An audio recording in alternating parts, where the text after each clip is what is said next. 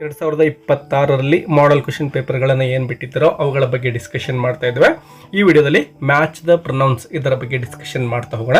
ವಿದ್ಯಾರ್ಥಿಗಳೇ ನೋಡಿ, ಸುಮಾರು 5 ಅಂಕಕ್ಕೆ ಈ ಒಂದು ಮ್ಯಾಚ್ ದ ಪ್ರೊನೌನ್ಸ್ ಅಂತಕ್ಕಂತಹ ಒಂದು ಪ್ರಶ್ನೆಯನ್ನು ಕೊಟ್ಟಿರ್ತಾರೆ. ನಿಮಗೆ ಸುಲಭವಾಗಿ ನೀವು 5ಕ್ಕೆ 5 ಅಂಕಗಳನ್ನು ಕೂಡ ಪಡೆದುಕೊಳ್ಳಬಹುದು ಈ ಒಂದು ಪ್ರಶ್ನೆಯಿಂದ. ಮೊದಲನೇದಾಗಿ ನೀವು ಈ ಒಂದು ಪ್ರೊನೌನ್ಸ್ಗಳ ಬಗ್ಗೆ ಸ್ವಲ್ಪ ಬೇಸಿಕ್ಸನ್ನು ತಿಳ್ಕೊಂಡಿರಬೇಕು. ಹಾಗಾದರೆ ಕಂಪ್ಲೀಟಾಗಿ 5ಕ್ಕೆ 5 ಅಂಕಗಳನ್ನು ನೀವು ಇಲ್ಲಿ ಪಡೆದುಕೊಳ್ತೀರಾ. ಪ್ರೊನೌನ್ಗಳಲ್ಲಿ ಅನೇಕ ಪ್ರಕಾರಗಳಿದ್ದಾವೆ. ಪೊಸೆಸಿವ್ ಪ್ರೊನೌನ್ಸ್, ರಿಲೇಟಿವ್ ಪ್ರೊನೌನ್ಸ್ ಮತ್ತು ಪರ್ಸನಲ್ ಪ್ರೊನೌನ್ಸು. ಸೊ ಇಂತಹ ಪ್ರೊನೌನ್ಗಳನ್ನು ತೆಗೆದುಕೊಂಡು ಇಲ್ಲಿ ನೋಡಿ ಲಿಸ್ಟ್ ಮಾಡಿದಲ್ವಾ, ಒಂದು ಪ್ಯಾರಾಗ್ರಾಫನ್ನು ಕೊಟ್ಟು ಈ ರೀತಿ ಒಂದು ಲಿಸ್ಟನ್ನು ಕೊಟ್ಟಿರ್ತಾರೆ. ಸೊ ಆ ಪ್ರೊನೌನ್ಗಳನ್ನು ಯಾರ ಕುರಿತು ಬಳಸಲಾಗಿದೆ ಅಂತಕ್ಕಂಥದ್ದನ್ನು ಈ ರೀತಿ ಇಲ್ಲಿ ಪಕ್ಕದಲ್ಲಿ ಇನ್ನೊಂದು ಟೇಬಲ್ ಕೊಟ್ಟಿರ್ತಾರೆ. ಸೊ ನೀವು ಅವುಗಳನ್ನು ಮ್ಯಾಚ್ ಮಾಡಬೇಕಾಗುತ್ತೆ ಈ ಒಂದು ಕ್ವಶನನ್ನು ಸಾಲ್ವ್ ಮಾಡಬೇಕು ಅಂದರೆ. ಸೊ ಈ ಒಂದು ಪ್ರೊನೌನ್ಗಳ ಬಗ್ಗೆ ಸಪ್ರೇಟ್ ಆಗಿರತಕ್ಕಂತಹ ವಿಡಿಯೋವನ್ನು ಅಪ್ಲೋಡ್ ಮಾಡಿದ್ದೇನೆ. ಅಲ್ಲಿ ಎಲ್ಲ ಒಂದು ಟೈಪ್ಸ್ ಆಫ್ ಪ್ರೊನೌನ್ಸ್ ಯಾವ್ಯಾವಿದಾವೋ ಅವುಗಳನ್ನು ಡಿಸ್ಕಷನ್ ಮಾಡಿದ್ದೇನೆ, ಅದನ್ನು ಕೂಡ ವಾಚ್ ಮಾಡ್ಕೊಳ್ಳಿ. ಬನ್ನಿ ಈಗ ಫಸ್ಟ್ ಮಾಡೆಲ್ ಕ್ವೆಶ್ಚನ್ ಪೇಪರ್ಲಿ ಕೇಳಿರ್ತಕ್ಕಂತಹ ಈ ಒಂದು ಪ್ರಶ್ನೆಯನ್ನು ಸಾಲ್ವ್ ಮಾಡೋಣ. ನೋಡಿ, Mother Teresa was born on 26th August 1910 in Skopje. Which ಅಂತ ಇದೆ ನೋಡಿ, ಇಲ್ಲಿ ವಿಚ್ಗೆ ಅಂಡರ್ಲೈನ್ ಮಾಡಿದ್ದಾರೆ. ಸೊ ಇಲ್ಲಿ ವಿಚ್ ಅನ್ನ ಯಾವುದಕ್ಕೆ ಬಳಸಿದ್ದಾರೆ ಅಂತಕ್ಕಂಥದ್ದನ್ನೇ ನಾವು ಇಲ್ಲಿ ಕಂಡುಹಿಡಬೇಕಾಗುತ್ತೆ. ನೋಡಿ, ವಿಚ್ ಅಂತಕ್ಕಂಥದ್ದು ಇದೊಂದು ರಿಲೇಟಿವ್ ಪ್ರೊನೌನ್ ಆಗಿರುತ್ತೆ. ಒಂದಲ್ಲ ಒಂದು ರಿಲೇಟಿವ್ ಪ್ರೊನೌನ್ ಅನ್ನು ನಿಮಗೆ ಕೊಟ್ಟಿರ್ತಾರೆ. ಇಲ್ಲಿ ಗಮನಿಸಬಹುದು, ಆಪ್ಷನ್ ಎ ಇಲ್ಲಿ ಕಾಣಿಸ್ತಾ ಇದೆ ಅಲ್ವಾ, ಇದು ರಿಲೇಟಿವ್ ಪ್ರೊನೌನ್ ಆಗಿದೆ. ಸೊ ಈ ಒಂದು ವಿಚ್ ಅನ್ನ ಯಾರ ಕುರಿತು ಬಳಸಿದ್ದಾರೆ ಅನ್ನೋದನ್ನೇ ನೀವು ಕಂಡುಹಿಡಿದು ಬರೀಬೇಕಾಗುತ್ತೆ. ಇಲ್ಲಿ ವಿಚ್ ಅನ್ನೋದನ್ನ ಪ್ಲೇಸ್ ಇಲ್ಲಿದೆ ನೋಡಿ, ಸ್ಕಾಪ್ಜೆ ಅಂತಕ್ಕಂತಹ ಒಂದು ಪ್ಲೇಸ್ ಇದೆ ಅಲ್ವಾ, ಇದರ ಕುರಿತು ಬಳಸಿರ್ತಕ್ಕಂಥದ್ದಾಗಿದೆ. ಸೊ ಇಲ್ಲಿ ಗಮನಿಸಿ, ಈಗ ವಿಚ್ ಅಂತಕ್ಕಂಥದ್ದಕ್ಕೆ ಸ್ಕೋಪ್ಜೆ ಅಂತಕ್ಕಂಥದ್ದು ಏನಿದೆನೋ ಅದನ್ನು ನೀವು ಮ್ಯಾಚ್ ಮಾಡಿ ಬರಿಬೇಕಾಗುತ್ತೆ ವಿದ್ಯಾರ್ಥಿಗಳೇ. ಆಲ್ಮೋಸ್ಟ್ ಈ ರೀತಿ ಏನು ಪ್ರೊನೌನ್ಗಳಿಗೆ ಅಂಡರ್ಲೈನ್ ಮಾಡಿರ್ತಾರೋ ಅದರ ಹಿಂದ್ಗಡೆನೆ ಆ ಒಂದು ನೌನ್ ಸಿಗುತ್ತೆ ನಮಗೆ, ಅದನ್ನು ಕರೆಕ್ಟಾಗಿ ನೋಡ್ಕೋಬೇಕು. ತುಂಬ ದೂರ ಇರೋದಿಲ್ಲ, ಅಲ್ಲೇ ಪಕ್ಕದಲ್ಲೇ ಮ್ಯಾಕ್ಸಿಮಮ್ ಟೈಮ್ಗೆ ನಿಮಗೆ ಸಿಗ್ತಾ ಇರುತ್ತೆ. ಇನ್ನು ನೆಕ್ಸ್ಟ್ ನೋಡೋಣ. Is an Macedonia now Har father. ನೋಡಿ, ಇಲ್ಲಿ ಹರ್ ಅಂತಕ್ಕಂಥದ್ದು ಇದೊಂದು ಪೊಸೆಸಿವ್ ಪ್ರೊನೌನ್ ಆಗಿರುತ್ತೆ. ಸೊ ಪೊಸೆಸಿವ್ ಪ್ರೊನೌನ್ಗಳ ಬಗ್ಗೆನೂ ಕೂಡ ನೀವು ತಿಳಿದುಕೊಂಡಿದ್ರೆ ತುಂಬ ಸುಲಭವಾಗಿ ನೀವು ಈ ಒಂದು ಪ್ರೊನೌನ್ಗಳನ್ನು ಅರ್ಥ ಮಾಡ್ಕೋಬೋದು. ಸೊ ಇಲ್ಲಿ ಹರ್ ಅಂದರೆ ಯಾರ ಫಾದರ್ ಅಂತೇಳಿ ನಾವು ಅರ್ಥ ಮಾಡ್ಕೋಬೇಕು. ಸೊ ಇಲ್ಲಿ ಮದರ್ ತೆರೇಸಾ ಅವರ ಫಾದರ್ ಆಗಿದ್ದಾರೆ. ನೋಡಿ, ಇಲ್ಲಿ ಮದರ್ ತೆರೇಸಾ ಅಂತ ಇದೆ, ಬಟ್ ನಾವು ಇದನ್ನು ಆಯ್ಕೆ ಮಾಡಿಕೊಳ್ಳುವ ಹಾಗಿಲ್ಲ. ಯಾಕೆಂದರೆ ಹರ್ ಅಂತಕ್ಕಂಥದ್ದು ಪೊಸೆಸಿವ್ ಪ್ರೊನೌನ್ ಆಗಿರುತ್ತೆ. ಸೊ ನೌನ್ ಮುಂದೆ ಒಂದು ನೋಡಿ ಯಾವುದೇ ಒಂದು ನೌನ್ ಇರಬೇಕು ಮತ್ತು ಅದಕ್ಕೆ ಅಪಾಸ್ಟ್ರಫಿಯನ್ನು ಸೇರಿಸಿ ಎಸ್ ಅನ್ನು ಬರೆದಿರಬೇಕು. ಅಂದರೆ ಇಲ್ಲಿ ನೌನ್ ಹರ್ ಫಾದರ್ ಯಾರು, ಹರ್ ಅಂದರೆ ಮದರ್ ತೆರೇಸಾ ಅಲ್ವಾ. ಸೊ ಮದರ್ ತೆರೇಸಾಗೆ ಅಪಾಸ್ಟ್ರಫಿ ಎಸ್ ಅನ್ನು ಸೇರಿಸಬೇಕಾಗುತ್ತೆ. ಸೊ ಆ ರೀತಿ ಇರ್ತಕ್ಕಂಥದ್ದು ಇಲ್ಲಿ ಗಮನಿಸಿ, ಮದರ್ ತೆರೇಸಾಸ್ ಕೊನೆಯ ಒಂದು ಆಪ್ಷನ್ ಏನಿದೆನೋ ಇದು ಆಗಿರುತ್ತೆ. ಸೊ ಇಲ್ಲಿ ಹರ್ ಅಂದರೆ ಮದರ್ ತೆರೇಸಾಸ್ ಅಂತೇಳಿ ನೀವು ಗುರುತಿಸಿ ಬರಿಬೇಕಾಗುತ್ತೆ ವಿದ್ಯಾರ್ಥಿಗಳೇ. ಇನ್ನು ಥರ್ಡ್ ಒನ್ ನೋಡೋಣ. ಹರ್ ಫಾದರ್ ವಾಸ್ ನಿಕೋಲಾ ಬೊಜಾಕ್ಸ್ಯೂ ಹೂ ಅಂತ ಇದೆ. ಸೊ ಇಲ್ಲಿ who was A simple business man, ಅಂದರೆ ಇದು ನಿಕೋಲಾ ಬೊಜಾಕ್ಸ್ಯೂ ಅವರ ಬಗ್ಗೆ ಹೇಳಿರ್ತಕ್ಕಂಥದ್ದು. ಸೊ ಇಲ್ಲಿ ಹೂ ಅಂತಕ್ಕಂಥದ್ದನ್ನು ಇಲ್ಲಿ ಕೊಟ್ಟಿದ್ದಾರೆ ನೋಡಿ, ಸೆಕೆಂಡ್ ಆಯಿತು. ಈಗ ಥರ್ಡ್ ಹೂ ಅಂತಕ್ಕಂಥದ್ದು ಯಾರು ಹಾಗಾದರೆ ನಿಕೋಲಾ ಬೊಜಾಕ್ಸ್ಯೂ ಇರತಕ್ಕಂಥದ್ದನ್ನು ಗಮನಿಸಿ. ಇಲ್ಲಿರ್ತಕ್ಕಂಥದ್ದು ನಿಕೋಲಾ ಬೊಜಾಕ್ಸ್ ಅಲ್ವಾ. ಸೊ ದಿಸ್ ಈಸ್ ಫಾರ್ ಹೂ. ಇನ್ನು ನೆಕ್ಸ್ಟ್ ನೋಡಿ, she was A beautiful and hard working. ನೋಡಿ, ಇಲ್ಲಿ ಶಿ ಅಂತಕ್ಕಂಥದ್ದಕ್ಕೆ ಅಂಡರ್ಲೈನ್ ಮಾಡಿದರೆ, ಸೊ ಶಿ ಅಂದರೆ ಯಾರು, ಮದರ್ ತೆರೇಸಾ.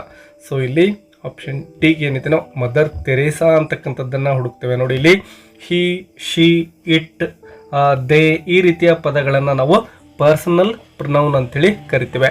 ಸೊ ಇಲ್ಲಿ ಶಿ ಅಂತಕ್ಕಂಥದ್ದು ಪರ್ಸನಲ್ ಪ್ರೊನೌನ್ ಆಗಿರುತ್ತೆ. ಇದು ನಿಮಗೆ ಗಮನದಲ್ಲಿರಲಿ. ಪರ್ಸನಲ್ ಪ್ರೊನೌನ್ ಆಗಿರುತ್ತೆ.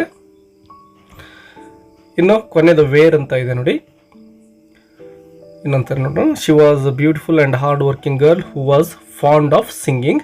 She went to Ireland where. ನೋಡಿ, ವೇರ್ಗೆ ಅಂಡರ್ಲೈನ್ ಮಾಡಿದ್ದಾರೆ, ಅಂದರೆ ಇಲ್ಲಿ ಐರ್ಲೆಂಡ್ ಕುರಿತು ವೇರ್ ಅಂತಕ್ಕಂತಹ ಪ್ರೊನೌನನ್ನು ಬಳಸಿದ್ದಾರೆ. ಸೊ ವೇರ್ ಇರೋದಕ್ಕೆ ಐರ್ಲೆಂಡ್ ಇರೋದನ್ನು ಮ್ಯಾಚ್ ಮಾಡಿ ಬರಿಬೇಕಾಗುತ್ತೆ. ಸೊ ಈ ರೀತಿ ನೀವು ಮುಖ್ಯವಾಗಿ ಏನಪ್ಪ ಅಂದರೆ ರಿಲೇಟಿವ್ ಪ್ರನೌನ್ಗಳನ್ನು ತಿಳ್ಕೊಳ್ಳಿ, ಪೊಸೆಸಿವ್ ಪ್ರನೌನ್ಗಳನ್ನು ತಿಳ್ಕೊಳ್ಳಿ, ಪರ್ಸನಲ್ ಪ್ರನೌನ್ಗಳನ್ನು ತಿಳಿದುಕೊಳ್ಳಿ.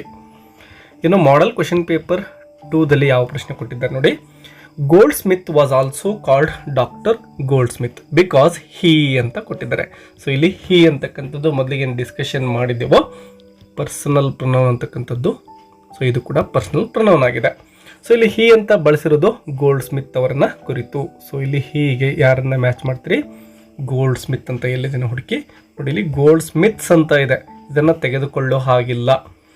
ಯಾಕೆಂದರೆ ಹಿಸ್ ಅಂತ ಇದ್ದರೆ ನಾವು ಗೋಲ್ಡ್ ಸ್ಮಿತ್ಸ್ ತೆಗೆದುಕೊಳ್ಳಬಹುದಾಗಿತ್ತು. ಇಲ್ಲಿ ಬರೀ ಗೋಲ್ಡ್ ಸ್ಮಿತ್ ಹೆಸರನ್ನು ಮಾತ್ರ ತೆಗೆದುಕೊಳ್ಳಬೇಕು.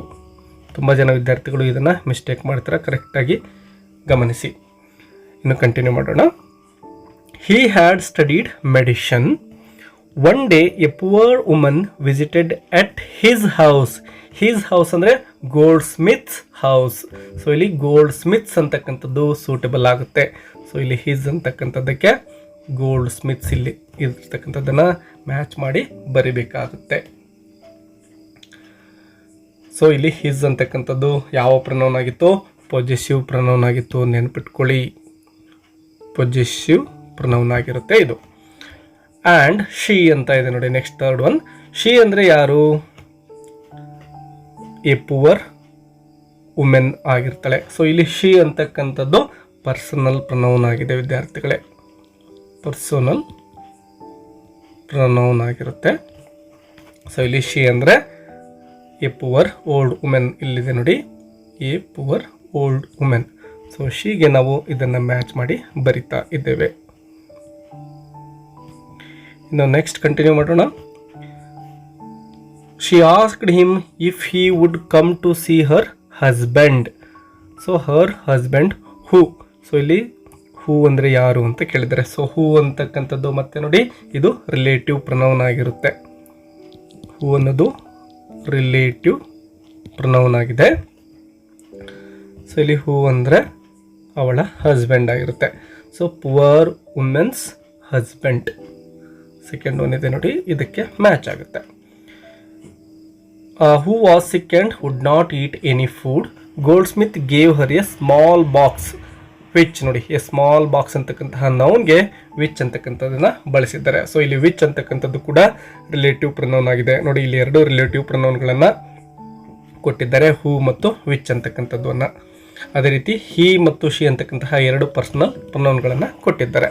ಸೊ ಇಲ್ಲಿ ವಿಚ್ ಅಂತಕ್ಕಂಥದ್ದು ಯಾರನ್ನ ಕುರಿತು ಬಳಸಿರೋದು? A small box. ಸೊ ಇಲ್ಲಿ ಫಸ್ಟ್ ಒನ್ ಇರತಕ್ಕಂಥದ್ದಕ್ಕೆ ಇದನ್ನು ಮ್ಯಾಚ್ ಮಾಡಿ ಬರಿತೇವೆ, ವಿಚ್ ಅಂದರೆ ಎ ಸ್ಮಾಲ್ ಬಾಕ್ಸ್. ಇನ್ನು ಮಾಡೆಲ್ ಕ್ವೆಶನ್ ಪೇಪರ್ 3ರಲ್ಲಿ ಕೊಟ್ಟಿರತಕ್ಕಂತಹ ಕ್ವೆಶನನ್ನು ಗಮನಿಸೋಣ. Anne Frank and her family members moved into a secret hiding place. They were forced ಅಂತ ಇದೆ. ಸೊ ದೇಗೆ ಅಂಡರ್ಲೈನ್ ಮಾಡಲಾಗಿದೆ.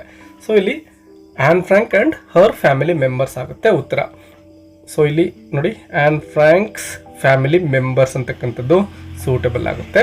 ಸೊ ದೇ ಅಂದರೆ ಸೊ ಫಸ್ಟ್ ಒನ್ಗೆ ಫಿಫ್ತ್ ಒನ್ ಆನ್ಸರ್ ಆಗುತ್ತೆ.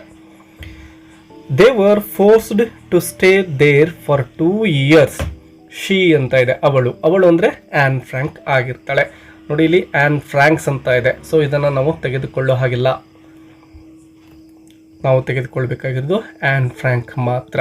ಸೊ ಇಲ್ಲಿ ಶಿ ಅಂತಕ್ಕಂಥದ್ದಕ್ಕೆ ಅದೇ ಕಂಟಿನ್ಯೂ ಎರಡನೇದು ಆನ್ಸರ್ ಆಗಿರುತ್ತೆ. She recorded all the incidents in a dairy which ಅಂತ ಇದೆ. ಸೊ ಇಲ್ಲಿ ವಿಚ್ ಅಂತಕ್ಕಂಥದ್ದು ರಿಲೇಟಿವ್ ಪ್ರನೌನ್ ಆಗಿದೆ ವಿದ್ಯಾರ್ಥಿಗಳೇ. ಸೊ ಅದು ಡೈರಿಯನ್ನು ಕುರಿತು ಬಳಸಿರ್ತಕ್ಕಂಥ ಪ್ರನೌನ್ ಆಗಿರುತ್ತೆ. ಸೊ ಇಲ್ಲಿ ಸಿಗೆ ಅಂದರೆ ವಿಚ್ಗೆ ಡೈರಿ ಅಂತಕ್ಕಂಥದ್ದನ್ನು ಹುಡುಕಿ ನೀವು ಉತ್ತರವನ್ನು ಬರೀಬೇಕು. ಡೈರಿ ಇಲ್ಲಿದೆ ನೋಡಿ first one. Which she named Kitty. This was handed over to her father.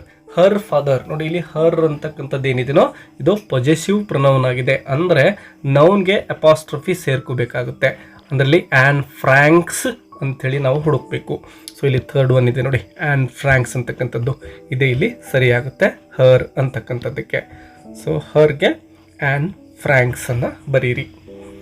ಇನ್ನು ಕೊನೆಯದು ಹಿ ಅಂತ ಇದೆ, ನೋಡೋಣ ಯಾರಿಗೆ ಬಳಸಿದ್ದಾರೆ ಅಂತಕ್ಕಂಥದ್ದನ್ನು. This was handed over to her father after her death in the concentration camp.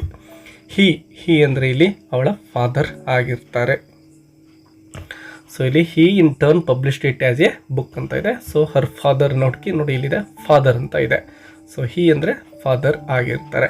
So ಈ ರೀತಿ ನೀವು ಪ್ರೊನೌನ್ಗಳನ್ನು ಮ್ಯಾಚ್ ಮಾಡಿ ಬರೀರಿ ವಿದ್ಯಾರ್ಥಿಗಳೇ. 5ಕ್ಕೆ 5 ಅಂಕಗಳನ್ನು ಸುಲಭವಾಗಿ ಪಡೆದುಕೊಳ್ಳಬಹುದು. ಸೊ ಈ ಒಂದು ಪ್ರೊನೌನ್ ಟೈಪ್ಸ್ಗಳೇನಿದಾವೋ ಅವುಗಳನ್ನು ಸರಿಯಾಗಿ ಕಲಿತುಕೊಳ್ಳಿ, ಈಸಿಯಾಗಿ ನೀವು ಮಾರ್ಕ್ಸ್ಗಳನ್ನು ಪಡೆದುಕೊಳ್ತೀರಾ. ವಿಡಿಯೋ ಹೆಲ್ಪ್ಫುಲ್ ಅನಿಸಿದರೆ ಒಂದು ಲೈಕ್ ಕೊಡೋದನ್ನು ಮರಿಬೇಡಿ. ನಿಮ್ಮ ಫ್ರೆಂಡ್ಸ್ ಜೊತೆ ಕೂಡ ಶೇರ್ ಮಾಡ್ಕೊಳ್ಳಿ. ಸೆಕೆಂಡ್ PUCಯ ಇನ್ನೂ ಹೆಚ್ಚಿನ ಲೆಸನ್ಸ್ಗಳನ್ನು ಈಸಿಯಾಗಿ ಕಲಿಬೇಕಂದ್ರೆ ಈ ಚಾನಲನ್ನು ಸಬ್ಸ್ಕ್ರೈಬ್ ಮಾಡ್ಕೊಳ್ಳಿ. ಮತ್ತೆ ಸಿಗೋಣ. Take care and all the best.